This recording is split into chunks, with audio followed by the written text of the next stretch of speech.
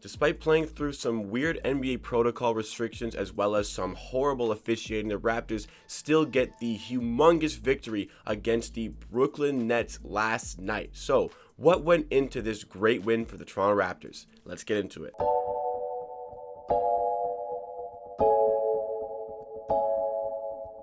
Welcome to the Raptors Roundup, the segment on the channel where we round up the Raptors game from the night before on Amateur Hour Sports, a channel where you get NBA content with a focus on the Toronto Raptors. So remember, if you like this video at any point and you want to see more videos just like it with myself, make sure you hit that subscribe button down below. But the Raptors got the win last night against the Brooklyn Nets. We live streamed a watch along for the game. Check out all the great content you missed out on by not being at the stream. You don't understand what you've just done. I am more powerful than you could ever believe. We have every continent. Wow, that is some great content you missed out on. Make sure you are there. We run it back again tonight for the game against the Atlanta Hawks, and we're going to have another fun stream set up there. So be there or be square. The Raptors, though, they got the win against the Brooklyn Nets. Let's get into the Raptors roundup. We're going to go through a brief overview of the game. Then we're going to take you through a synopsis of proceedings and leave you with 3 takeaways for the future. So to start off with the overview, the Raptors come into this game having won 2 in a row against the Orlando Magic. And we know that this Brooklyn Nets is beatable. We saw the Washington Wizards beat them, last week. So the Raptors probably had to feel like they had a great opportunity in this game. Obviously, they were underdogs, but if they came out and played some hard defense and kept the pace on offense, they would be able to keep up and win this game. And the Nets, we found out pretty early on in the game, they wouldn't have Kevin Durant for just the first part of the first quarter. So James Harden had to play power forward minutes. So the game plan for the Raptors was clearly hit him hard, hit him fast, get the points down low, and run in transition. And that worked off in the first quarter. Let's get into the synopsis because the Raptors, no KD on the floor, so the Raptors come out with a very hot start. They are pushing the ball in transition, dominating the fast break point battle, getting points down low, giving it to Siakam on the inside. And Siakam's drawing a lot of doubles, so he's finding guys open. Kyle Lowry had a fantastic first quarter, as did Norman Powell, putting up points at will for the Raptors to get us out to a pretty sizable advantage. And myself and the chat, the fans watching the game with me, were really pondering what the hell is going on. The Raptors are dominating this Brooklyn Nets team, and obviously it's early, and the Nets can evaporate any sort of lead just like that with a couple of threes the other way, but the Raptors enjoying this hot start early on. The Raptors were the team for the big occasion early on because this game was on national television, and that's probably going to come into play later on in this video, but on the eyes of the entire country, the Raptors are really going to town on this Brooklyn Nets team. I'm sure in the locker room, they came out with some fire within them to go out and try to take down this monster Brooklyn Nets team who may have the most talented roster on paper, but the Raptors are up by 11 at the end of the first quarter. The second quarter, KD is back for the Brooklyn Nets, and he's drawing a lot of attention. The Raptors' defensive scheme that worked really well in the first quarter continues to work here. Every time one of the stars, Kyrie, Harden, or KD, get the ball and start driving into the paint, we double them. Those players are then going to kick out, and then we have to pick up the pieces. So it was working well in the first quarter and the start of the second quarter, but it started to fade off as Brooklyn Nets players started hitting those open threes that we were affording. But you have to afford that because you got to do so much to worry about KD, Harden, Kyrie, and Kevin Durant draws a lot of attention. You can trust the Raptors are going to double your star and shut down your superstar and let the other guys beat them, and that's what they tried to do here. Boucher was a huge figure off the bench, getting points. He got 2 blocks in the second quarter, including blocking a 3-point ball, which he's done on numerous occasions so far this season. So another fantastic display for Boucher, who I said needed to have a good game here because the Nets have a really big lack of size on their team, and DeAndre Jordan really the only big there. They're one of the worst teams in the NBA at defending the rim, so Boucher really had to go to town, and he did just that, and it started off in the second quarter with some great play. Lowry continued his outstanding start to the game. I believe he had 10 points in this second quarter, and Pascal Siakam was really making that spin move work,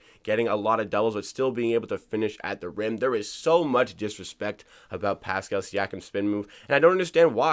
It clearly works. And if you watch this game that was on national television in front of the whole country, you saw the spin move get put to work, putting some Nets players in the spin cycle. Siakam got a ton of points and was Spicy P at his best yesterday. But then after that really hot start to the quarter, the second quarter as well, the Raptors find that little cold spell that they're accustomed to seeing over the course of this season. And the Nets really start hitting some shots through Shamet, and they get right back in this game. Like I said, we double the stars and pick up the pieces on the outside, but when those shots from the outside that are open for the guys like Green, for the guys like Shamet, for the guys like Joe Harris, when they start falling, the Nets can quickly reverse any sort of deficit. And even though the Raptors were up 17, that lead started to fall apart very quickly. And this is when the officiating really gets a turn for the worse. It hadn't been great up until this game. The Nets were getting a lot of free throws, but it really takes a turn for the worse near the end of the second quarter. So on back-to-back possessions, Kyrie Irving goes up for a mid-range jumper, and Fred VanVleet just absolutely stuffs him. But the refs call a foul, even though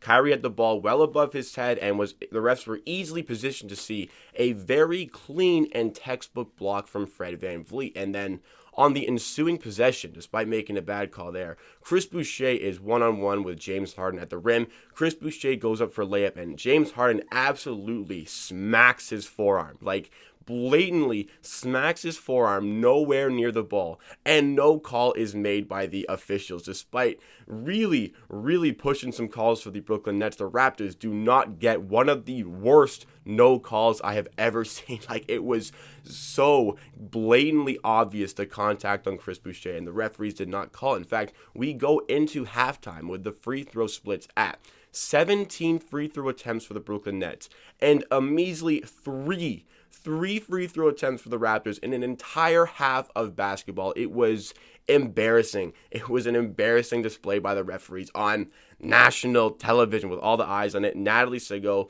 really has something against the Raptors, or the fact that she is just simply not a good NBA level official, because, in the game against the Kings last week, she gave us 3 technicals all on her own, and her performance in this one did not improve. I think that there's a lot of teams, I was noticing on Twitter, there's a lot of teams who really have a vendetta against this official, because she is known for making some pretty peculiar, insane, and disgraceful calls on an NBA court. But the Raptors fight through this adversity, they fight through the poor officiating, and they're up by 4 at halftime. So we move into the third quarter. It's anybody's game. The Nets are well in this game, but the referees continue to make it difficult for the Raptors in this one, because on a jump ball situation, the Nets get back-to-back free throws because of 2 back-to-back technical fouls on the Toronto Raptors, one on Fred VanVleet and one on Norman Powell. So they get those free throws, and then finally we have the jump ball. The Raptors win the jump ball and start moving down the court, but then the refs stop the play again, and they have to retake the jump ball that the Raptors just won. And then the Raptors finally win the jump ball again, move the other way, and KD fouls Norman Powell. But then a coach's challenge, and they reversed the call on KD. Now, that was probably a clean move by KD, but the rest of the situation, it was, again, embarrassing for the officials. But the best way to combat poor officiating and anything like that, all this adversity, is to use it to fuel you and go out and win the game. The best thing you can do to stick it to anybody is just simply win the basketball game. And the Raptors really used all of this fire, all of this momentum to get themselves in a position to win. And they were really working hard in the third quarter. It was tough because the Raptors had profited from their hot start in the first half and were kind of keeping up with that because of how much they were up early on. But then the third quarter was a real testament to their ability, and they maintained pace with this Brooklyn Nets team. It was paramount that they kept pace with the insane scoring that this Brooklyn Nets team can really showcase. The Raptors played some good defense, but still with so many weapons, the Brooklyn Nets were keeping up. The Nets were really finding space with those shots, and Joe Harris continued to knock down his open threes, which put the Raptors in a tough position. But every time it seemed like the Brooklyn Nets were going to pull away and they got up to a 5-point lead, we got big shots from Kyle Lowry, from Siakam. We got some big plays by Boucher to put us right back in contention. And it's weird to see the Raptors overcome some cold stretches to get themselves and will themselves in this game. And it's anybody's game going to the fourth at a 2-point game. We got a back and forth fourth quarter at our hands here. Fred VanVleet has struggled throughout the game and hasn't contributed much to offense, but Siakam is a man on the mission in the paint, and so is Kyle Lowry, hitting everything at his own will, just stepping back for threes, hitting deep mid-range shots that are contested. Kyle Lowry was knocking down everything here and really grabbing the game by the scruff of the neck and willing this Raptors team to a potential victory. I mean, we usually don't have the closers late on in the fourth quarter, but Kyle Lowry, oh my goodness, was he the man for the job in this one? I've been saying for weeks that Kyle Lowry needs to be our closer, the guy who put the ball in his hands, and he showed why against the Brooklyn Nets. At this point, KD was forced out for some more NBA protocol stuff, but that's irrelevant. I mean, you can only beat what is on the floor in front of you, and that is exactly what the Raptors did with some big shots down the stretch. I think it was a Nick Nurse masterclass in terms of picking the right defensive scheme to combat this Brooklyn Nets team and helped us get the win. It enabled us to get the win because of Pascal Siakam dominating the paint for 30 points, because of Kyle Lowry dominating the game for 33 points. Fantastic displays from both of these guys in the game. Willed us to a victory against this strong Brooklyn Nets team, a statement win for the Raptors on national television. I haven't wanted a regular season win more than I wanted that in quite some time because of the adversity, the officiating, and just the Brooklyn Nets, just the amount of cockiness amongst their fans for thinking that they're just the best thing ever. But this team simply cannot play defense, and the Raptors really showed the lack of defense for this Brooklyn Nets team. This Brooklyn Nets team cannot go far in the playoffs playing defense like that. They certainly need to trade for somebody who can lock up another team player. Like, they need a defensive specialist on this team, or else they really can't go far. So in the end, a monumental win for the Raptors, who move up to the 6th seed in the East. Despite having started 2-8, the Raptors are now 10-12. They are the 6th seed in the East, and they're right back where they want to be. They got momentum, they are rolling, and they play the Atlanta Hawks tonight. I'm feeling good about this one, so very happy with this performance for the Raptors. Let's just keep the train rolling. So let's get into the 3 takeaways for the game. The first key takeaway, Nick Nurse, his defensive schematics here. This was Nick Nurse at his absolute best.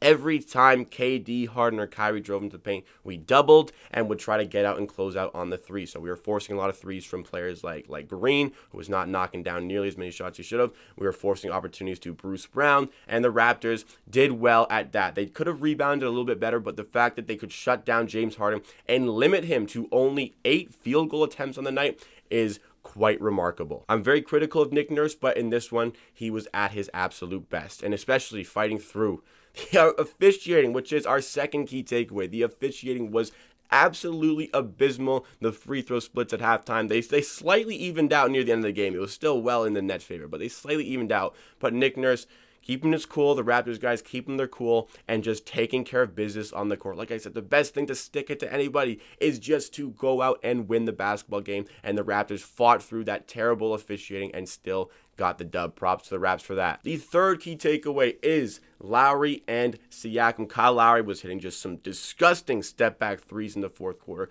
to close the game, and Pascal Siakam was really making the spin move work. I really don't understand, again, the disrespect towards Pascal Siakam.